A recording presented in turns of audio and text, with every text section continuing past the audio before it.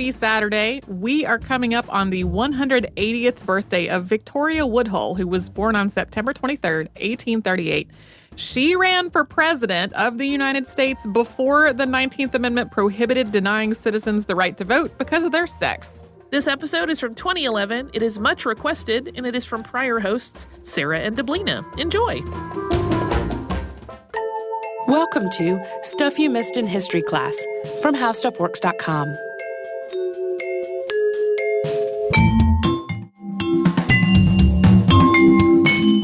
Hello and welcome to the podcast. I'm Deblina Chakraborty. And I'm Sarah Dowdy. And we are barreling right along through Women's History Month.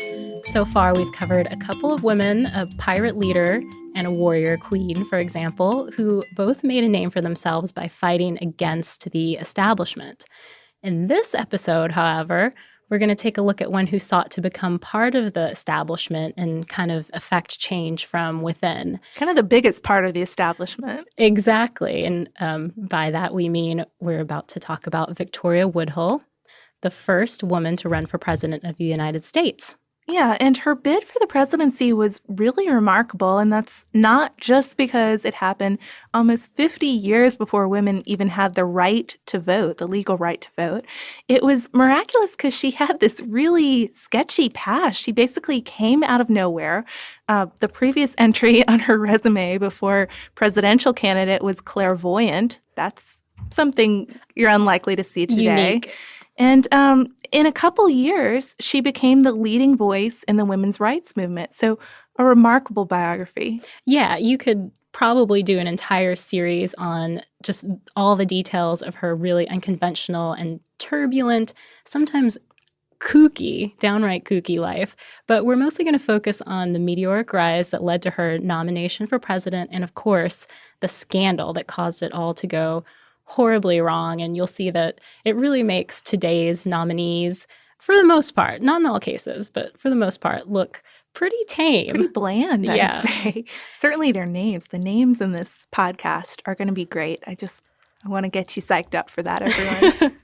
And, by saying that she's exciting, we're not just talking about in terms of the scandal. Even her background is really fascinating and unique. So we'll get into that a little bit at first. She was born Victoria Claflin on September 23rd, 1838 in Homer, Ohio. And her mom, Annie Claflin, named her after the then 18-year-old Queen of England. There she is again. She keeps popping up. Queen Victoria. So Victoria Claflin was the fifth of 7 living kids. And while she was growing up, her family had a lot of financial struggles.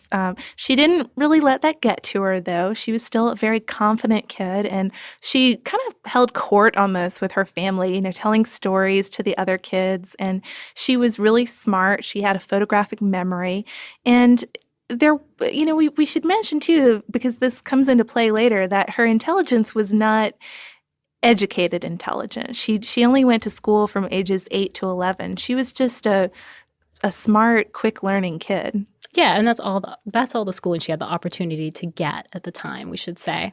But she was nicknamed Little Queen because of her proud demeanor and she would intensely concentrate on things. So people thought that was very queen-like Little of Queen, her. just like Madame de Pompadour.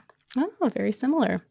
Her dad, Buck Claflin, was kind of a rascal who just hopped from job to job. I think he had something like a dozen jobs. But eventually, his grand get-rich scheme was to start calling 2 of his daughters, Victoria and Tennessee, spiritual mediums and set them up as this traveling spiritualist medicine show. Which sounds like a really off-the-wall idea, but it wasn't quite as out there as it seems because Buck had heard about this other pair of sisters from New York, Kate and Margaret Fox, and they had earned huge amounts of money working as these traveling mediums. And there was, at the time, this growing interest in spiritualism. I think that's something that comes up in the podcast from time to time, too. And women were very important in that movement, partly because it gave them influence. If you're speaking as a medium, nobody is really holding you responsible for what you said. Not quite, at least. So, you could get away with some stuff. Yeah, like a spooky loophole.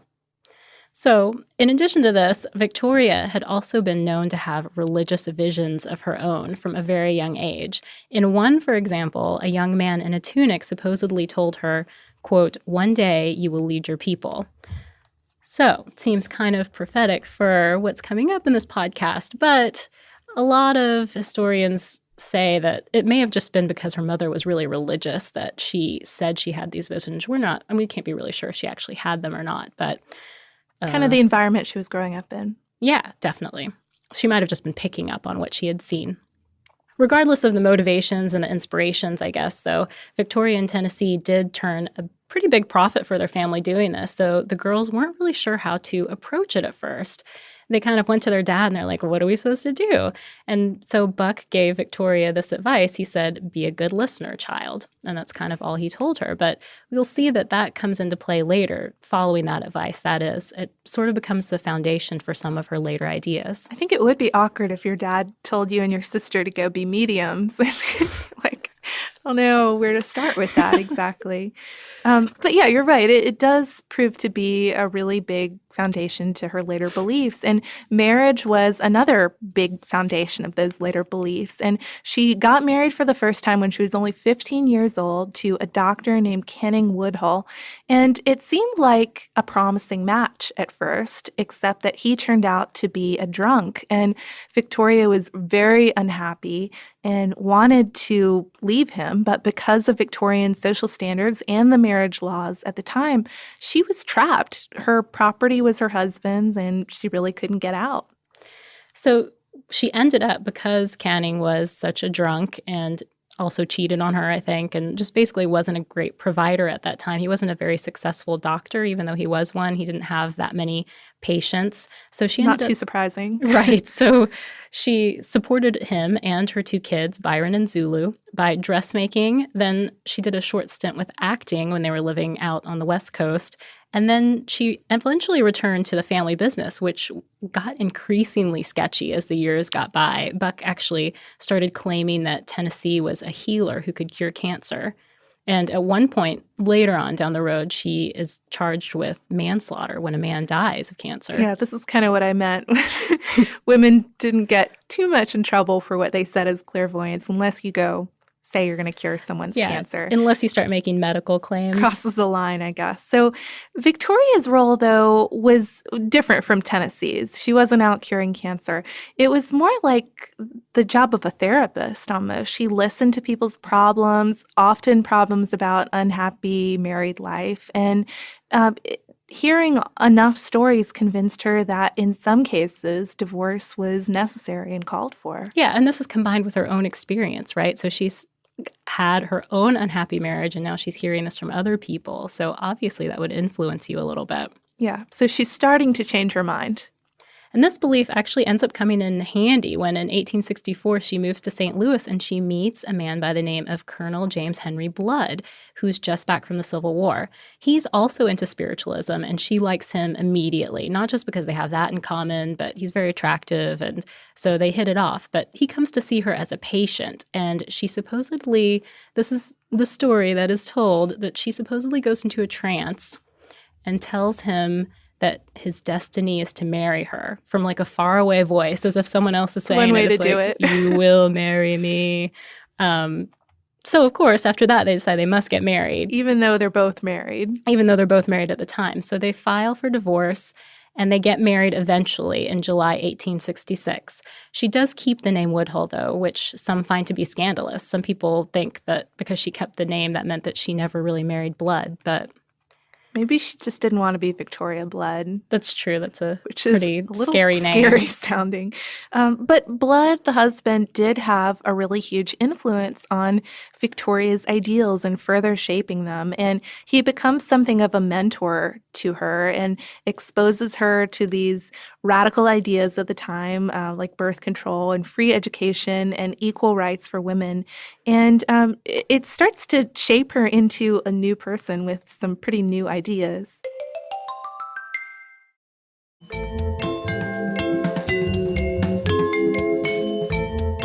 By the time Victoria and her extended family moved to New York City in 1868, and this was also at the direction of one of her visions, by the way, by that time she's committed to social reform. But she realizes that to be a real player in the fight for equality, she needs some cash. most women's rights activists at the time came from the upper and middle class. So that was the example she had for getting in. Yeah, and that's an important thing to keep in mind for some later issues she runs into. But Victoria and Tennessee set themselves up as clairvoyants in New York City, and they have business cards and everything. They're like really going for it. And they aren't making any claims about medical expertise anymore after that manslaughter charge. They've learned better than that.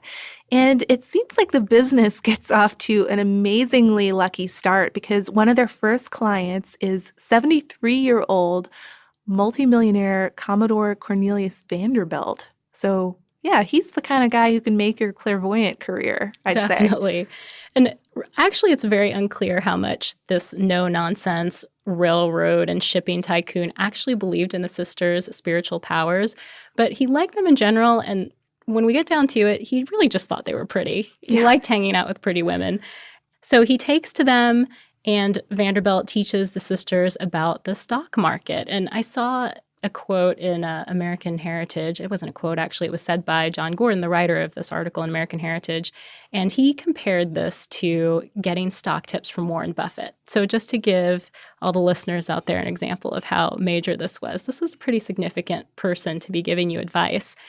So he gives them tips. Colonel Blood invests money for them on their behalf using Vanderbilt's advice, and suddenly they find themselves with a little bit of wealth. Yeah, it pays off pretty quickly. And so now that they're secure, Victoria is ready to make her debut into this women's rights movement, and she does that in January 1869. But she knows that her clairvoyant job title is going to hold her back a little bit. She can't be a reformer and a working clairvoyant, or no one will take her seriously. So she gives up her old line of work and starts taking calculated steps to recreate herself again.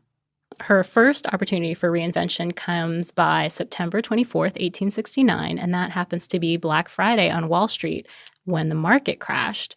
Investors began selling off their stocks in a panic, and Victoria basically just sat outside the exchange and bought up bargains. She supposedly made $700,000 by the end of 1869, although some people think that she inflated that figure when she reported it. But she made a lot of money, to say the least. Yeah.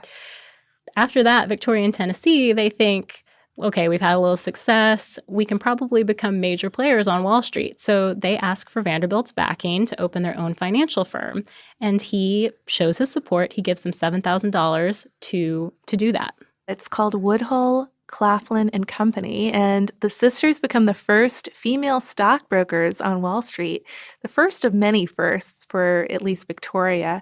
And they got a lot of attention because of this, and they met a lot of really influential people. And some people came by just to sort of check out this company, swing by and see what it's all about. Walt Whitman even comes by. He says something that sounds very Walt Whitman, quote, "You have given an object lesson to the whole world. You are prophecy of the future." There you go. Yeah. So could put that on their new business cards. And that's just from doing a little walkthrough. Definitely. So overall, I think they had to rein in that people just walking through randomly thing, but business was good. Some people suggest that might have been because of Vanderbilt's name being behind it. I think people automatically assume that maybe he was pulling the strings, but regardless, they did well. Clairvoyant abilities. You never know. That could also be an aspect of it.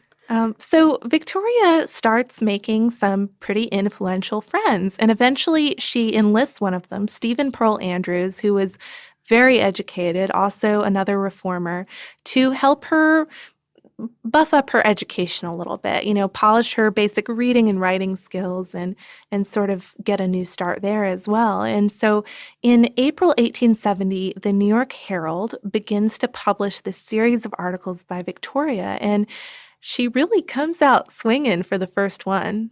She does. She says, "While others of my sex devoted themselves to a crusade against the laws that shackle the women of the country, I asserted my individual independence. While others prayed for the good time coming, I worked for it. While others argued the equality of woman with man, I proved it by successfully engaging in business.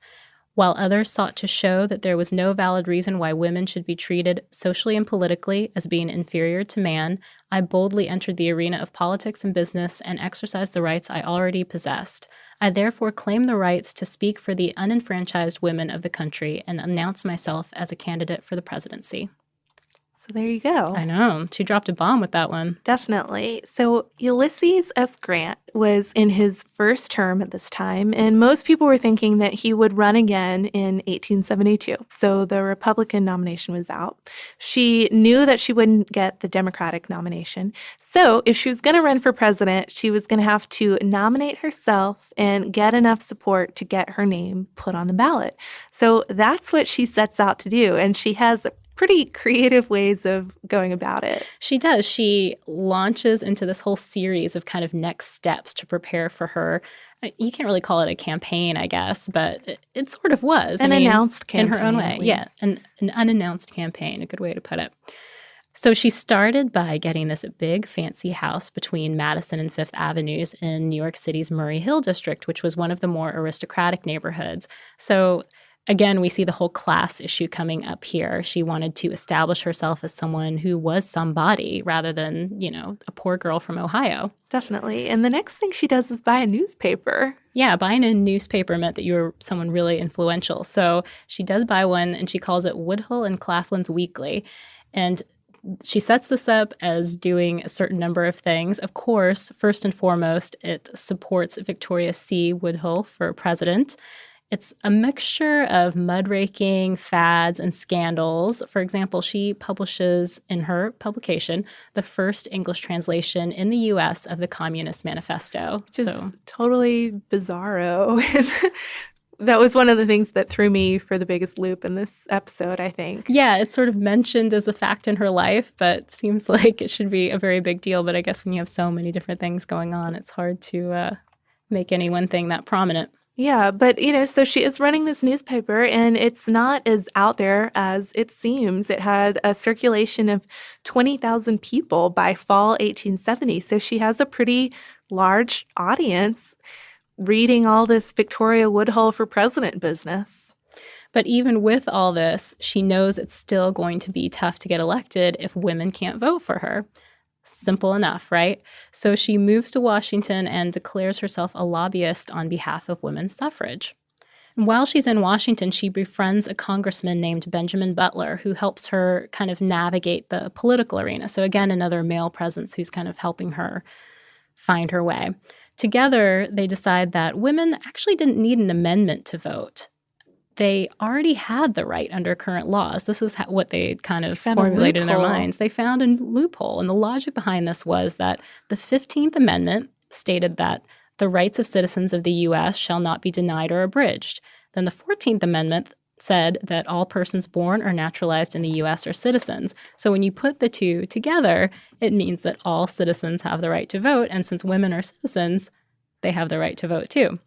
Yeah, so Woodhull, thanks to Butler's influence, actually becomes the first woman to address Congress on January 11th, 1871, and get to make her case with this little loophole and try to see what everybody thinks about it. It doesn't really work, but suffragettes, including Susan B. Anthony, were really impressed. I mean, how would you not be impressed by the first woman speaking before Congress? Yeah, that's a pretty big first. So Victoria was invited finally. She had wanted this for a while, but because of her background and because of her scandalous newspaper that she had, she wasn't invited before, but she was finally invited to become part of the National Women's Suffrage Association. But it wasn't long before it became clear to the others who were members that Victoria wasn't just interested in women's rights. She started talking about things like national public education, institutionalized welfare for the poor, and perhaps the most controversial of things she talked about, free love.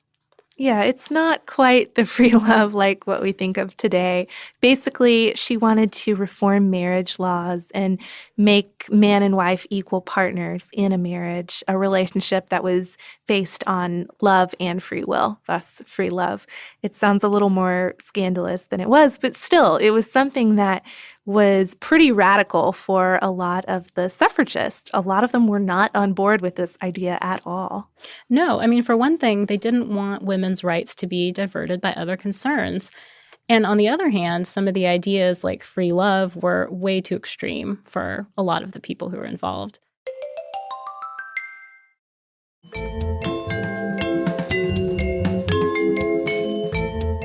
So regardless, Victoria gave the speech about free love on November 20th, 1871. And this was kind of a turning point for her because after she gave this speech, it sparked this huge controversy all around her and her cause.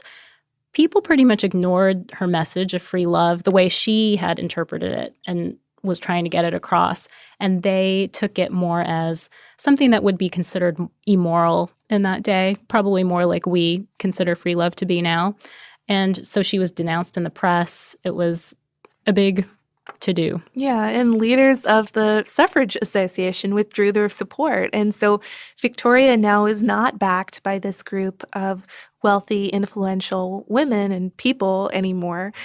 She's splintered off with a group of more radical women activists. So this radical group forms the Equal Rights Party, which has both men and women involved. And it's a party about all sorts of reforms, basically a reform-minded party. And in 1872, the party nominated Victoria for president. Interestingly, they also nominated Frederick Douglass, who was, of course, the very famous African-American leader in the anti-slavery movement at the time, as vice president. He turned the offer down. But Woodhull, of course, does accept, and in her acceptance speech, she says, quote, "I have sometimes thought that here is something providential and prophetic in the fact that my parents conferred upon me a name which forbids the very thought of failure." So again, bringing attention to her queenly name again. Little Queen. At this time, though, after she was nominated, the Little Queen star was already in decline. Her views had caused her to lose a lot of supporters already, and her Wall Street business as well. She went broke, and she got turned out of her fancy home, and she had to suspend publication of her weekly. So just a really kind of fast fall, because of the loss of her support and business, and also because she had put so much money into these campaigns that she was trying to pull off. Yeah, but it was this one last scandal that really did her in. And unfortunately, it was instigated by Victoria herself. Yeah, here's just a little background on that. The wealthy and influential Beecher sisters from Boston, Catherine Beecher and Harriet Beecher Stowe of Uncle Tom's Cabin fame, they hated Victoria. According to author Jacqueline McLean, who wrote a biography of Victoria Woodhull, the Beechers opposed women's suffrage and were really just critical of how vocal Victoria was and everything that she did, both in her paper and in the speeches that she gave. But Victoria had something on them, too. She had damaging information about their brother, who was a prominent Brooklyn pastor, Reverend Henry Ward Beecher.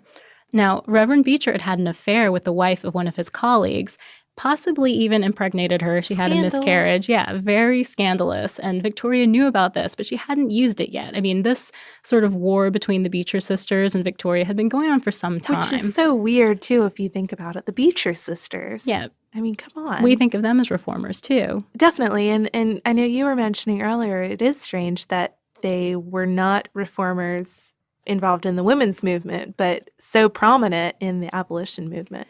Definitely. And I think they were also, Victoria saw them as being part of that sort of elitist upper class set that she just couldn't, the old establishment that she just couldn't break into. So they were just always at odds because of that. But in October 1872, she revived the weekly for one issue to write an expose about the whole affair with the Reverend.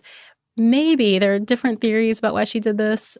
Maybe it's because the Reverend wouldn't lend her money when she came to him when she was broke. Maybe it's because she just wanted to get back up at all her critics. I mean, especially the Beecher sisters. Especially the Beecher sisters. She had been blasted in the press for her free love ideas, and she wanted to basically say, okay, you guys are hypocrites because I may be talking about free love, but you guys are actually out there practicing it if you're having affairs with, your colleagues' wives. So that was sort of the motivation behind it. But the issue, as you would imagine, flew off the stands. I think people were buying not just the copies, but then buying used copies, and the price kept going up. So it was very popular, but it backfired against her in a big way. Victoria and her sister were arrested for distributing indecent literature through the mail and spent the election day itself in jail. Yeah, and so after that, after a scandal of that magnitude, even her biggest supporters turned against her. So her political career, which hadn't ever really launched, to be honest, it hadn't really gotten off the ground, came to an end quite suddenly. Yeah, I think they were in jail for about 2 months and then kept getting rearrested after that for various indecency charges and libel charges. And so it was a struggle for her after that, as she had to travel around again with her husband and her sister, giving speeches here and there for a little money. But people didn't really take her seriously after that. More of a sideshow than a speaker you were truly interested in hearing. Right. So yeah, kind of a disappointing ending after a sort of promising rise, but we'll have to wrap up the details of her life a little bit. As I said at the beginning, there's so much to say about her, even her later life after all of this, that we could probably do a separate podcast on just the post-election Victoria. But instead, we'll just give you a little bit. She ends up divorcing Blood in 1876 when she catches him with another woman. So much for free love, right? Yeah, we know she's not going to go for that. So in 1877, she joins up with her sister Tennessee again. Decides, maybe they'll work better together. And they move to England and they get a fresh start. But the really weird thing is it takes $100,000 for them to get to England and set up quite nicely. And most people suspect that money came from a very prominent source. Yeah, a lot of people suspect that they were actually bribed to leave the country by Vanderbilt's son, William, after his death. And that's because of some feuding that was going on between the Vanderbilt siblings over their inheritance. And William, since he got the biggest chunk, he was afraid that the other siblings were going to try to prove that their father was not well in his mind when he made out his will, and used the Claflin sisters, unfortunately, as an example of why he was unwell.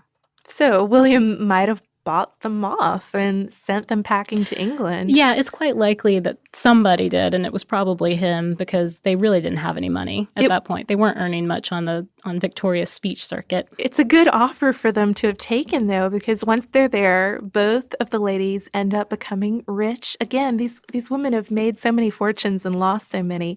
This time it's the old-fashioned way, though. They just marry rich.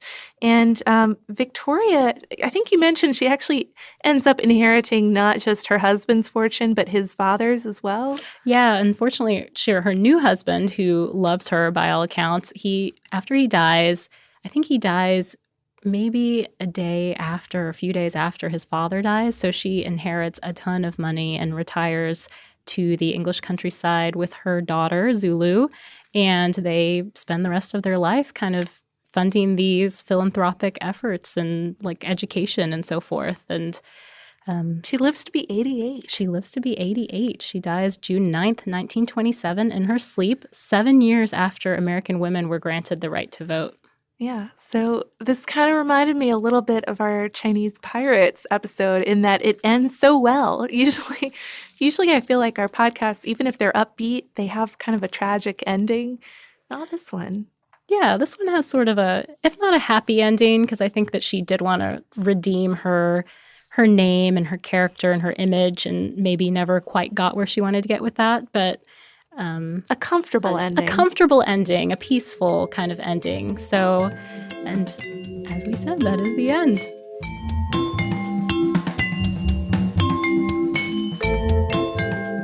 Thank you so much for joining us for this Saturday Classic. Since this is out of the archive, if you heard an email address or a Facebook URL or something similar during the course of the show, that may be obsolete now. So here is our current contact information. We are at historypodcasts@howstuffworks.com, and then we're at Missed in History all over social media. That is our name on Facebook, Twitter, Tumblr, Pinterest, and Instagram. Thanks again for listening. For more on this and thousands of other topics, visit howstuffworks.com.